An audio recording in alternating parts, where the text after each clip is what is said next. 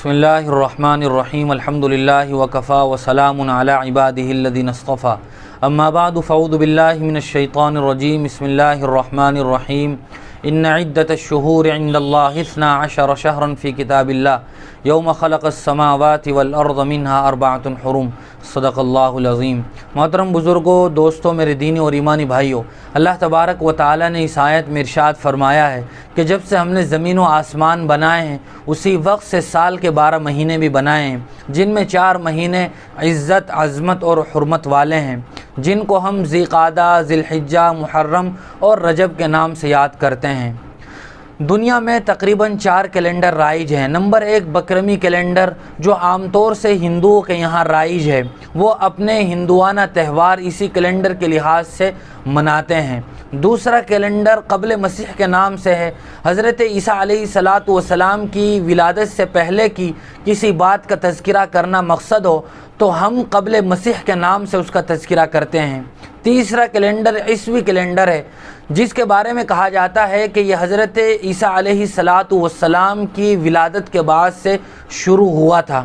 چوتھا کیلنڈر اسلامی، ہجری اور قمری کیلنڈر کہلاتا ہے، جس پر اسلامی تہواروں کی بنیاد ہے اور عام طور سے اسلامی احکام اسی کیلنڈر کے لحاظ سے منائے جاتے ہیں۔ آج کی اس مجلس میں اسی اسلامی، ہجری اور قمری کیلنڈر کا تذکرہ مقصود ہے۔ اللہ تبارک و تعالی قرآن مجید میں ارشاد فرماتے ہیں قُلْ هِيَ مَوَاقِيتُ لِلنَّاسِ وَالْحَجِّ، کہ اے نبی صلی اللہ علیہ وسلم، یہ لوگ آپ سے چاند کے بارے میں پوچھتے رہتے ہیں، اے نبی صلی اللہ علیہ وسلم آپ ان کو بتا دیجئے کہ لوگوں کے لیے حج وغیرہ کا وقت وہ چاند ہی کے ذریعے سے طے کیا جاتا ہے۔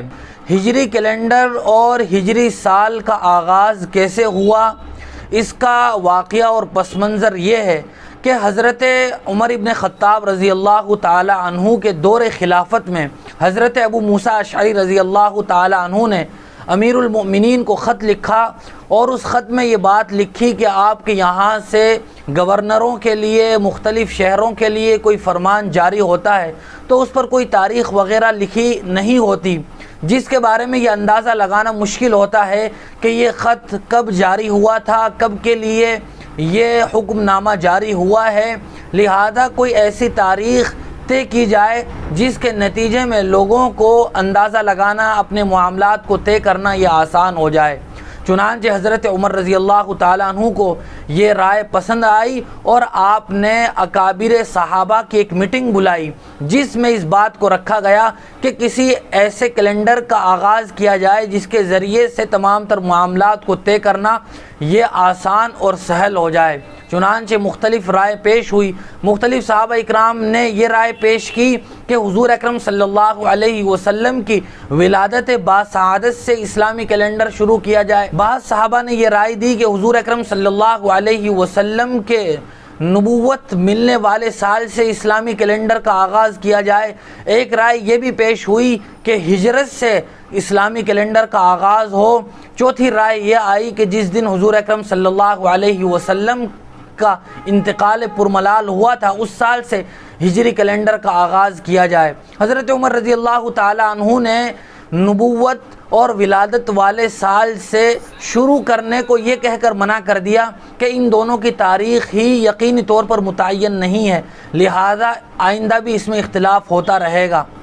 اور انتقال والے سال سے بھی یہ کہہ کر آپ نے منع فرما دیا کہ لوگ اس سال کو غم اور حزن کے طور پر منانا شروع کر دیں گے۔ چنانچہ ہجرت والے سال سے اسلامی کیلنڈر کا آغاز کیا گیا اور اس کی کچھ وجوہات بھی واضح تھی، چونکہ ہجرت ہی اسلام کی ترقی کا گویا نقطۂ آغاز ہے۔ ہجرت ہی کے نتیجے میں اسلام کی اشاعت اور سربلندی کے مواقع میسر آئے۔ ہجرت کے بعد ہی جناب نبی کریم صلی اللہ علیہ وسلم کو اور مسلمانوں کو راحت کے ساتھ رہنے کا موقع میسر آیا اور اسی سال مسجد نبوی کی بھی بنیاد رکھی گئی، لہذا ہجری سال سے اسلامی کیلنڈر کا آغاز ہو گیا۔ پھر دوسری رائے یہ رکھی گئی کہ کس مہینے سے اسلامی کیلنڈر کا آغاز ہو، اس میں بھی مختلف رائے صحابہ اکرام نے پیش کی۔ کسی نے کہا کہ ربیع الاول سے شروع کیا جائے، کسی نے کہا محرم الحرام سے شروع کیا جائے اور کسی نے رمضان المبارک کی فضیلت کی وجہ سے رمضان کا تذکرہ کیا۔ بعض صحابہ اکرام نے رجب کے بارے میں رائے پیش کی کہ رجب سے سال کا آغاز کیا جائے، لیکن محرم الحرام سے مشورے کے بعد یہ طے پایا کہ اسلامی سال کا آغاز وہ محرم الحرام سے ہوگا۔ حضرت عمر رضی اللہ تعالیٰ عنہ کے دور خلافت میں جہاں بہت سارے بڑے بڑے کارہائے نمایاں انجام دیے گئے، وہیں حضرت عمر رضی اللہ تعالیٰ عنہ کے دور خلافت کا یہ بھی ایک سنہرا کارنامہ ہے کہ اسلامی کیلنڈر کا آغاز ہوا، جس کے نتیجے میں اپنے معاملات کو آئندہ کے لیے طے کرنا آسان ہو گیا۔ اور ہجری کیلنڈر یہ چاند کے مطابق چلتا ہے۔ چاند ہی کے ذریعے سے اس بات کا علم ہوتا ہے کہ حج کے دن کون سے ہیں، چاند ہی کے ذریعے سے عید الفطر اور عید الاضحیٰ کا دن طے ہوتا ہے، اور چاند ہی کے ذریعے سے رمضان المبارک کا آغاز کب ہوگا، کب اختتام ہوگا، اس کا اندازہ ہوتا ہے۔ اسی لیے فقہاء اکرام نے یہ مسئلہ لکھا ہے کہ چاند کی تاریخ کو یاد رکھنا یہ فرض کفایہ ہے۔ بستی میں، محلے پڑوس میں اگر کسی کو بھی اس بات کا پتہ نہ ہو کہ آج کون سی اسلامی اور چاند کی تاریخ ہے تو تمام کے تمام لوگ گنہگار ہوں گے۔ اس لیے چاند کی اور اسلامی تاریخ کو یاد رکھنا یہ فرض کفایہ ہے۔ لیکن افسوس ہے کہ جہاں بہت ساری ہم سے اسلامی روایات چھوٹ گئی اور ہم نے اسلامی تہذیب کو پس پش ڈال دیا، وہیں چاند کی تاریخ کے ساتھ بھی ہمارا سوتیلا سلوک جاری ہے کہ ہم میں سے پورے محلے کو اس بات کا علم نہیں ہوتا کہ آج کون سی اسلامی تاریخ ہے۔ بسا اوقات گھر کی خواتین یہ چاہتی ہیں کہ ہم ایام بیز کے روزے رکھیں، اسلامی چاند کے لحاظ سے 13، 14 اور 15 تاریخ کا روزہ رکھیں، لیکن کسی گھر والے کو اس بات کا علم نہیں ہوتا کہ کون سے دن یہ تاریخیں آ رہی ہیں۔ دوسری ایک اہم بات یہ بھی ہے کہ بہت سارے لوگ چاند کی تاریخ کو مسلمانوں کی تاریخ کہتے ہیں اور عیسوی کیلنڈر کو گویا غیروں کا کیلنڈر کہتے ہیں، حالانکہ ایسی بات نہیں ہے۔ چاند اور سورج یہ دونوں اللہ کے بنائے ہوئے ہیں۔ ہجری کیلنڈر وہ چاند کے ساتھ چلتا ہے اور عیسوی کیلنڈر سورج کے ساتھ چلتا ہے، لہذا اس تفریق کی بھی ہمیں ضرورت نہیں ہے۔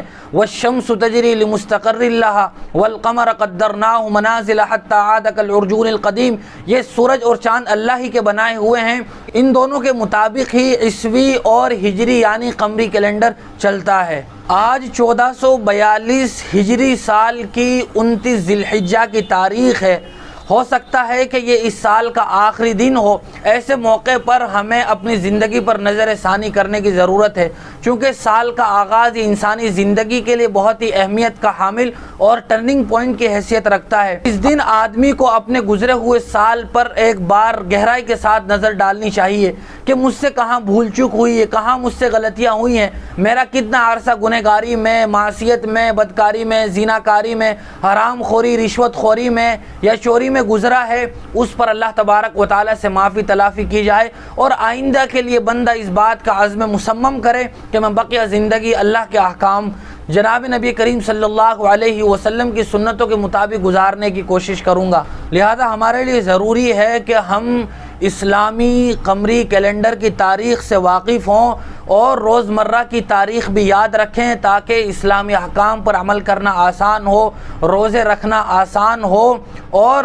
ہمارا یہ اسلامی قمری کیلنڈر کے ساتھ سوتیلا سلوک نہ ہو۔ اللہ تبارک و تعالی مجھے بھی آپ کو بھی عمل کی توفیق نصیب فرمائے۔ وآخر دعوانا ان الحمد للہ رب العالمین۔